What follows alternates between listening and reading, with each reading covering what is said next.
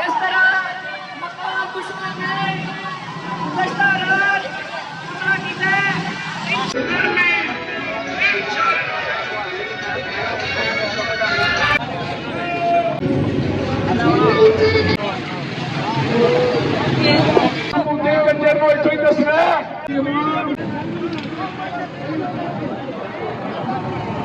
राणा खलील खान पसरूनी साहब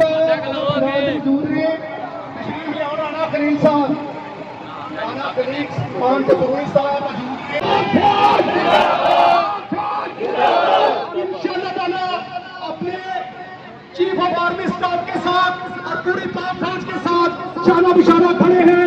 हमारे एमएलए अली जाहिद साहब, राणा फियाज साहब, उनके हुक्म पर आज रैली निकाली गई। इंशाअल्लाह ताला हम इस बात का ऐलान करते हैं कि हम अपनी जाने का नजराना पेश करते हुए इस मुद्दे कुत्ते को जवाब देंगे।